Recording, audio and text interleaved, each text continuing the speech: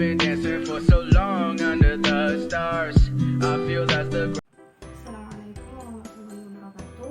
Saya Feby Wardani. Di sini saya akan membahas mengenai segmen pada produk Pegadaian. Nah, pembahasan dimulai dengan bagaimana Pegadaian melakukan segmentasi pasar, menentukan target pasar, dan selanjutnya adalah positioning tabungan emas. Nah, seperti yang dikemukakan oleh Philip Kotler, bahwa dalam proses mensegmentasikan pasar ada beberapa variabel yang dapat digunakan dalam mensegmentasikan pasar. Nah, variabel tersebut yang pertama itu ada variabel geografis, terus demografis, dan psikografis, dan yang terakhir itu ada tingkah laku. Nah, dari keempat variabel tersebut, Pegadaian menitikberatkan variabel demografis untuk melakukan segmentasi pasar pada tabungan emas.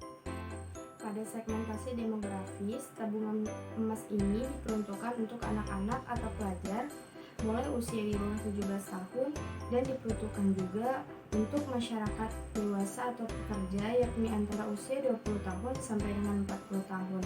Dengan menggunakan model segmentasi tersebut, Pegadaian bisa dengan baik melakukan segmentasi pasar tersebut. Nah, langkah selanjutnya, Pegadaian melakukan targeting atau membidik target pasar yang telah dipilih dalam analisis segmen pasar.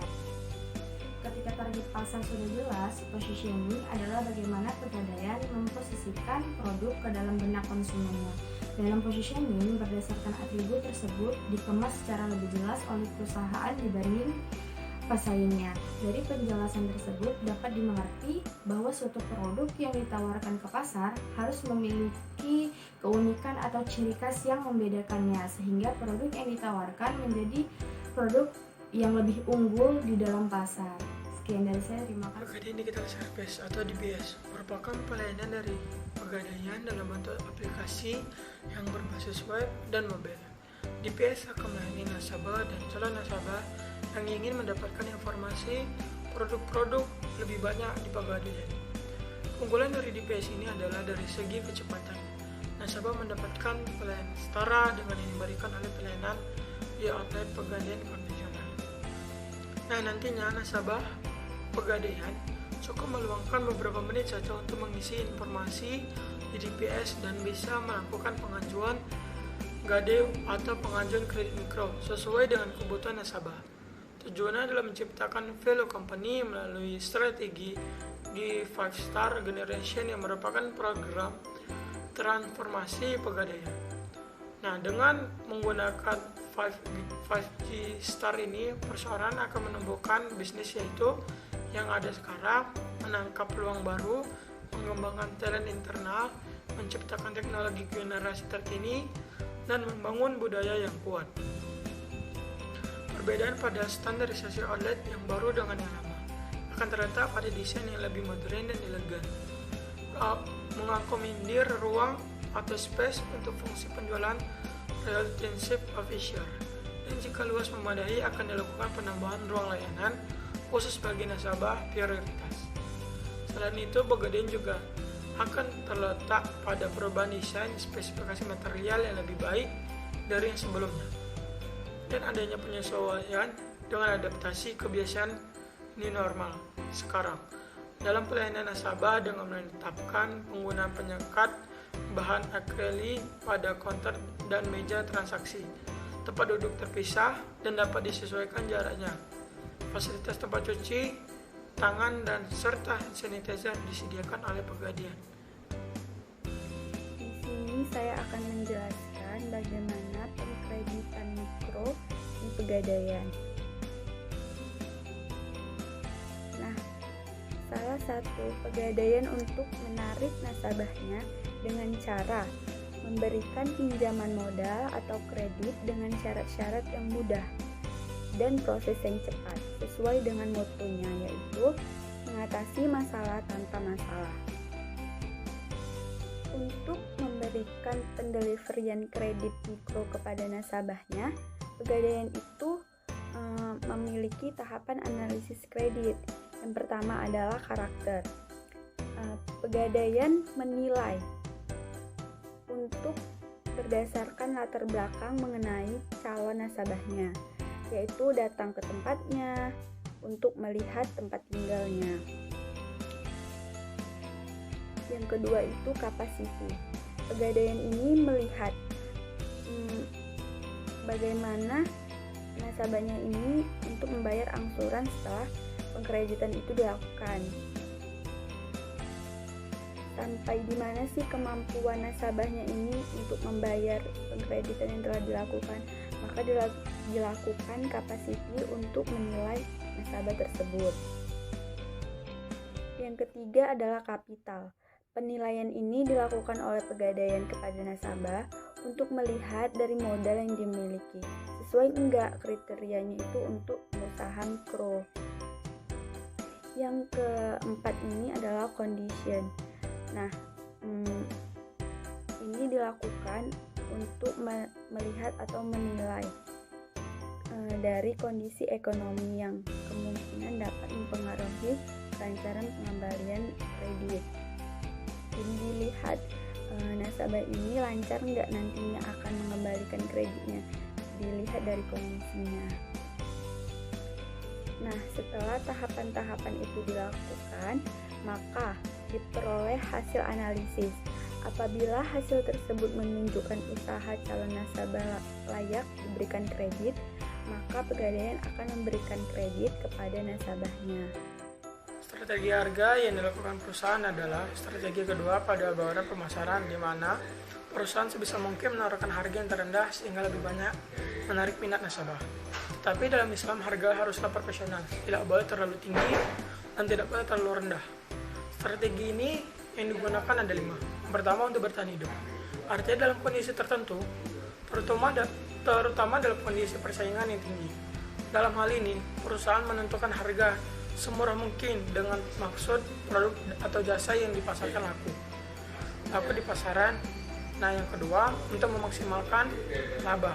Tujuan harga ini dengan mengharapkan penjualan yang meningkatkan sehingga laba dapat ditingkatkan. Penentuan harga biasanya dapat dilakukan dengan harga murah atau tinggi. Yang ketiga, untuk memperbesar market share. Penentuan harga ini dengan harga yang murah sehingga diharapkan jumlah nasabah meningkat dan diharapkan pula nasabah pesaing beralih ke produk yang kita tawarkan. Yang keempat, mutu produk. Tujuan dalam hal mutu produk adalah untuk memberikan kesan bahwa produk atau jasa yang ditawarkan memiliki kualitas tinggi dan biasanya harga ditentukan setinggi mungkin. Yang kelima, karena persaingan. Nah, dalam persaingan, penentuan harga dengan melihat harga pesaing itu harus dilihat. Tujuannya agar harga yang ditawarkan dengan harga yang kita jual kepada pesaing itu bisa lebih rendah dari harga pesaing. Nah, jumlah harga yaitu uang yang harus dibayar oleh pelanggan untuk memperoleh suatu produk. Dalam konsep Islam, penentuan harga ditentukan oleh mekanisme pasar, yang bergantung pada kekuatan permintaan dan penawaran, dan pertemuan antara permintaan dan penawaran itu harus berlangsung secara sukarela. Ini bermakna agar tidak ada yang menganiayai dan menzalimi dalam praktik fikih muamalah. Harga mengambil posisi tengah, tidak berlebihan, tidak boleh rendah-rendahkan. Ini berarti bahwa praktik fikih muamalah harga mestinya harus proporsional. Biro Pegadaian merupakan badan usaha milik negara yang bergerak dalam bidang jasa keuangan perbankan, dan kegiatan usaha utama menelurkan kredit kepada masyarakat berdasarkan hukum gadai. Pegadaian merupakan salah satu alternatif pendanaan yang sangat efektif karena tidak memerlukan persyaratan rumit dan dapat menyulitkan nasabah dalam pemberian dana. Cukup membawa barang jaminan yang memiliki ekonomi masyarakat yang bisa mendapatkan dana kebutuhan baik produktif maupun konsumtif. Assalamualaikum warahmatullahi wabarakatuh. Nama saya Ika Dwi Cahaya. Di sini saya akan menyampaikan mengenai tentang value pada produk kami, yaitu Pegadaian. Value atau nilai biasanya diartikan sebagai harga, penghargaan atau taksiran. Taksiran suatu layanan kepada masyarakat yang ingin mengetahui kualitas harta, perhiasan, emas, berlian, dan batu permata. Adapun value atau nilai tersebut adalah yang pertama ada integrity, yaitu memiliki prinsip moral yang kuat, jujur, tulus, dan objektif. Yang kedua ada profesional, selalu mengembangkan diri dan meningkatkan keahlian. Yang ketiga ada mutual trust, yaitu menciptakan keyakinan bersama secara terbuka. Yang keempat ada namanya customer focus, yaitu memberikan layanan yang terbaik kepada pelanggan. Yang terakhir ada social value, yaitu bertindak berdasarkan manfaat untuk peduli dan memberikan nilai tambah bagi lingkungan. Selanjutnya, kredit mikro dari Pegadaian memiliki produk-produk antara lain. Yang pertama, produk KCA atau kredit cepat dan aman. Produk KCA ini merupakan sistem gadai yang diperuntukkan untuk semua nasabah, baik itu kebutuhan konsumtif maupun kebutuhan produktif. KCA merupakan solusi terpercaya bagi Anda yang ingin mendapatkan pinjaman dengan cara mudah, cepat, dan aman. Yang kedua, produk Krasida, kredit angsuran dengan sistem gadai. Produk Krasida ini diperuntukkan bagi mereka pelaku usaha UMKM untuk tujuan pembangunan usaha. Dengan adanya produk ini, nasabah akan mendapatkan pinjaman berupa uang tunai, sistem gadai, ataupun pembayaran dengan sistem kredit. Yang ketiga, produk kreasi atau kredit angsuran sistem fidusia. Produk kreasi ini merupakan kredit dengan angsuran bulanan bagi pelaku UMKM untuk pengembangan usaha dengan sistem fidusia. Sistem fidusia berarti agunan untuk pinjaman cukup dengan BPKB, sehingga kendaraan masih bisa digunakan untuk usaha. Selanjutnya, alias yang keempat, ada produk KCA Prima. Produk KCA Prima adalah fitur kredit cepat dan aman yang akan menjadi solusi tepat untuk mendapatkan pinjaman dengan bunga 0% dan jangka waktu hingga 60 hari. Tenor ini bisa diperpanjang sesuai dengan kebutuhan. Selanjutnya adalah produk kreasi fleksi. Produk ini memberikan kemudahan layanan kredit dengan pola angsuran pembayaran fleksibel bagi nasabah petani dan non-petani. Selanjutnya adalah Pegadaian RAM, yaitu gadai syariah untuk mendapatkan pinjaman dengan jaminan berupa emas perhiasan, emas batangan, ponsel pintar, berlian, laptop, barang elektronik lain, mobil, motor, atau barang bergerak lainnya. Jadi, bagaimana sih perusahaan bisa mempertahankan pelanggan mereka dalam produk kredit mikro mereka? Jawabannya adalah dengan survei indeks kepuasan pelanggan. Perusahaan berkomitmen memberikan kualitas produk terbaik dan pelayanan prima bagi pelanggan mereka. Sebagai upaya untuk mengelola ekspektasi tersebut, perusahaan juga melakukan pengukuran untuk mengetahui dan mengevaluasi kepuasan pelanggan. Pegadaian sendiri telah melakukan pengukuran dan survei kepuasan pelanggan mereka menggunakan metode Customer Satisfaction Index atau CSI. Survei ini dilaksanakan oleh pihak independen, yakni Cadence International. Jadi metode yang digunakan pada pihak penelitian ini adalah metode kuantitatif dengan teknik wawancara tatap muka atau face-to-face menggunakan structure questionnaire untuk memperoleh data indeks kepuasan pelanggan atau CSI dan indeks ketidakpuasan pelanggan atau CDI, indeks loyalitas nasabah atau CLI, indeks keluhan pelanggan, Customer Engagement Index, Customer Acquisition, Customer Retention, Hassle-Free Index, Customer Impact Index, Net Promoter Score, dan Improvement Priority Analysis.